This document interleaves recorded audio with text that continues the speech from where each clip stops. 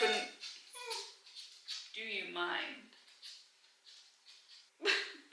Oh, fuck. He's a performer. A performer. He's a performer. Fucking hell.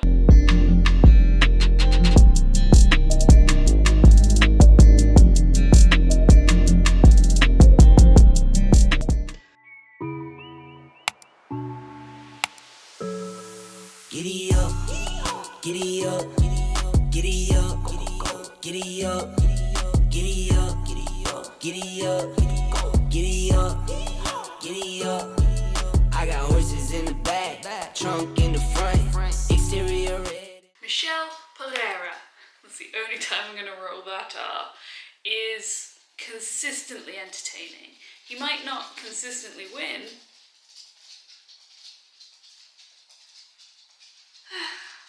Are you done, little tippy taps? He might not consistently win, and his 27-11 record is testament to that. But you, young lady, your measure of success is not the same as the person sitting next to you. And society's measure of success may be completely different to Michel Pereira's. Remember, we all need to find and stay true to our purpose. And Michel's purpose isn't to be the UFC's greatest athlete. It's to be the UFC's greatest showman. And when we consider that as a measure of success, he's doing pretty well. And with Michel stepping back into the Octagon this very weekend to face Santiago Ponzinibbio, we can not be sure of a lot, but we can be sure of one thing: it's gonna be a spectacle. Though not quite on the same level as WWE, MMA is entertainment. And some fighters go in for that more than others. They don't purely want to provide for their families using MMA as the vehicle. They want to be a fan favourite. They want to be a fighter's fighter, a performer. And Pereira just takes it one step further, resting the entire UFC vibe on his shoulders. He says the promotion is getting boring. Athletes care too much about winning, but he cares about the show, the fireworks, the fans, the electricity, the atmosphere. And so he's setting out to change how fighters think about fighting and hopefully inspire them be a little bit more entertaining. We've seen crying on his walkouts, breakdancing, showtime kicks that didn't connect and flying knees that did, and that was just in one fight. We've seen his titting about lead to an empty gas tank and a decision loss. We've seen moonsaults land on faces. We've seen dance punching, performance bonuses and illegal strikes. But we've certainly never seen Pereira in a boring fight. Before landing in the UFC with a triple axel 180 backflip do-si-do, Pereira held down a few different jobs as he worked his way up to the big show. One of those was a Zumba instructor. And from watching him fight, you'd be forgiven, and I forgive you, for thinking that Pereira comes from a capoeira background. Pereira comes from a capoeira. Fucking hell. You'd be forgiven for thinking that Michel comes from a capoeira background. Though the moves may have made their way into his soul through osmosis, he's never actually been trained formally in any kind of dance. In fact, if you ask him where his moves come from, the best he can offer you is, it's a gift from God. He just thinks of the moves and he does them. And he says if he were to actually think twice about it, he'd realise how dangerous it was for himself and probably not do it. Capoeira is probably the most obvious direct link between fighting and dance. It was created by Angolan slaves brought to Brazil in the 1500s, and it's a steady flow of movement in both attack and defense, and it's very difficult to predict or read. And though it can be a boost for a martial artist to add capoeira to their general skill set. It's not very effective on its own in a fight. But what has been proven to be effective time and time again is a blending of both fighting and dancing training. Dance and MMA are intrinsically linked.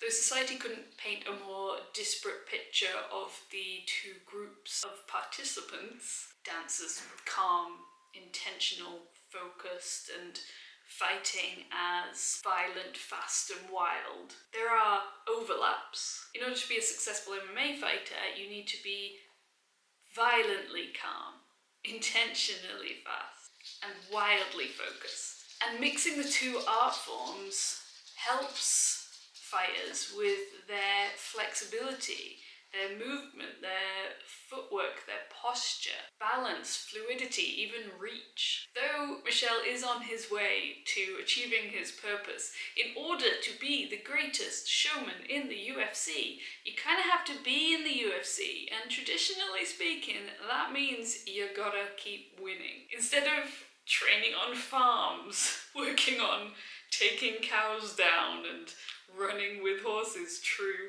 story. Perhaps Pereira could benefit from a little bit of formal dance training.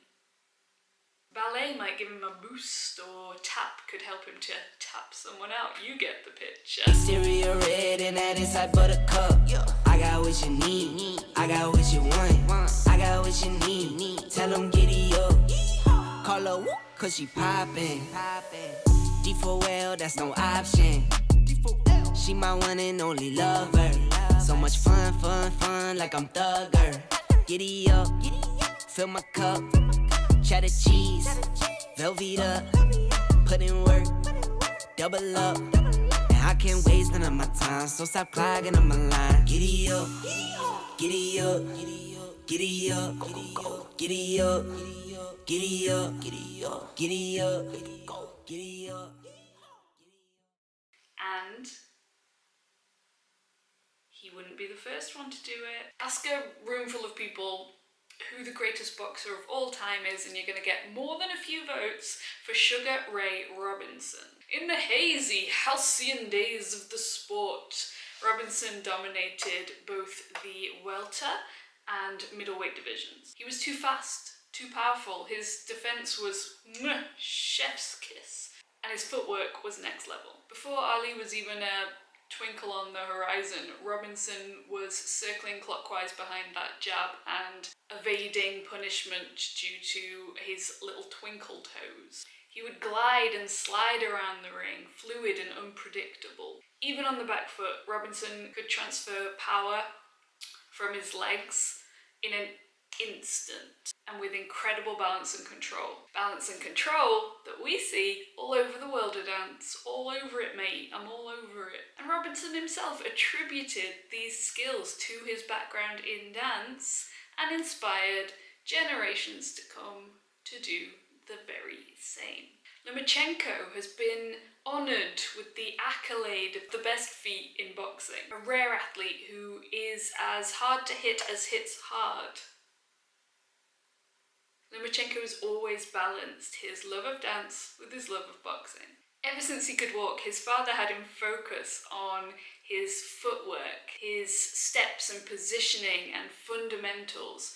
Feet always before fists. And after training, he'd practice breakdancing moves with his friends for the pure fucking joy of it. Until the age of 9, when his father asked him, "Do you want to be a great dancer?"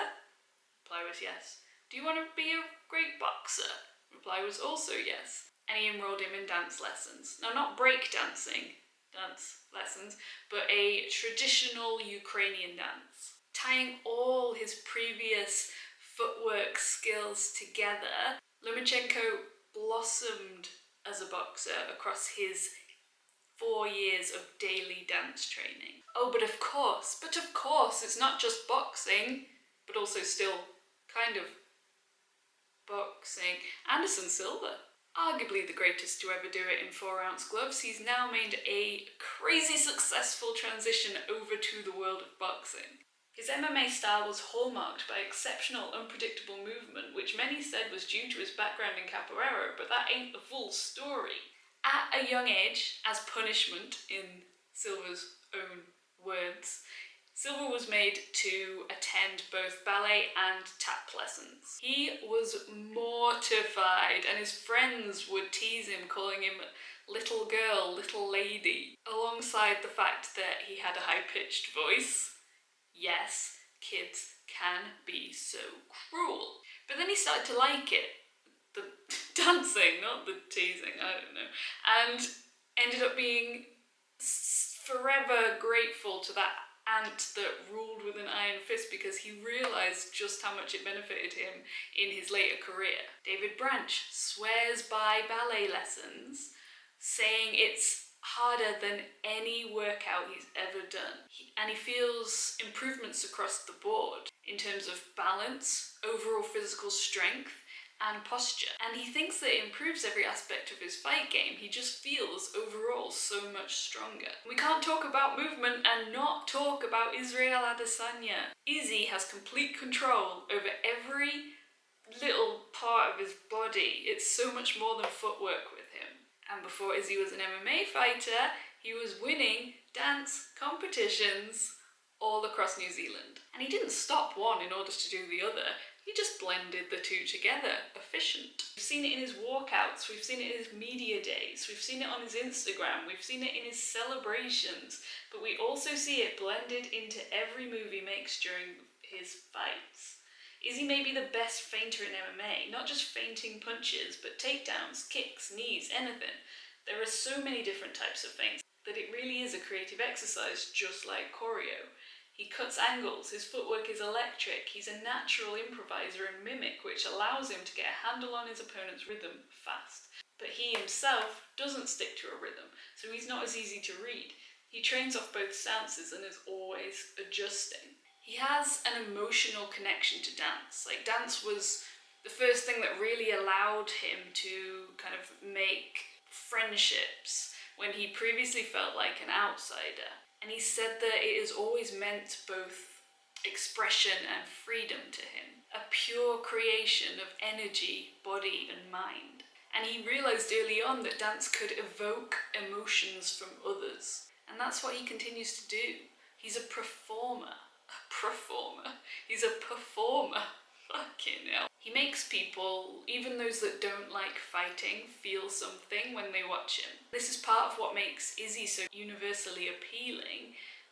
Even if you don't like the violence, you can appreciate the art. Speaking of art, the woman whose purpose in life is to show the world the beauty of mixed martial arts, and who we will be talking about in just a couple of weeks when she's set to defend her title yet again, Valentina Shevchenko, another standout fighter who brings her dance background into the octagon. The dance Shevchenko does after securing a win is a traditional style of blizhinka, which hails from her home country of Kyrgyzstan. Super recently, we've seen Chris Barnett make everyone gasp in amazement at the things that we ignorantly cannot believe his body can do.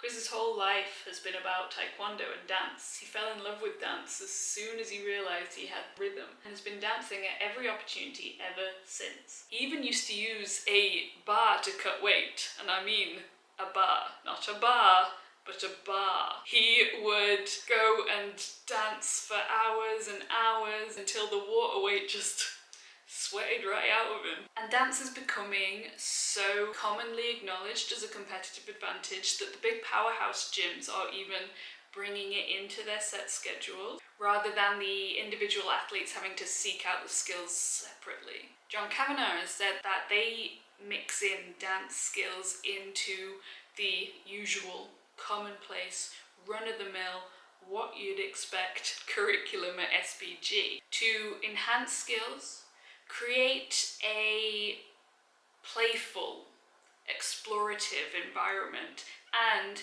give the fighters a mental break from practicing the same old techniques and skills. I've spoken before about how top-level fighters need to soak up the expertise from as many different brilliant minds, as many different styles as possible, and that goes beyond martial arts. Georges St. Pierre, again, second time saying this video, but arguably the best to ever do it, cannot get enough expertise into his brain. He does gymnastics, track and field, water sports, I suppose, even basketball. And each of them will give him benefits back in his MMA training. But what about you, bitches?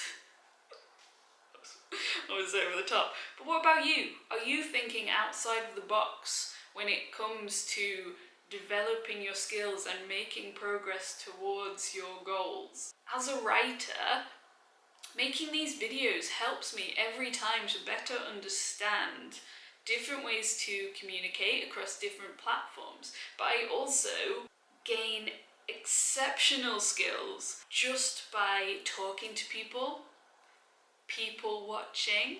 You know, any form of communication, persuasive communication, should be about your audience. And so by understanding humans a little bit better every time I either interact with them or preferably just creepily watch them from afar, I am improving my writing. As for Pereira, he has excellent rhythm, movement and flair, and with a little refining could probably be the UFC's greatest showman, if not a champion as well. He just probably needs a little bit more control, some balance. I don't know.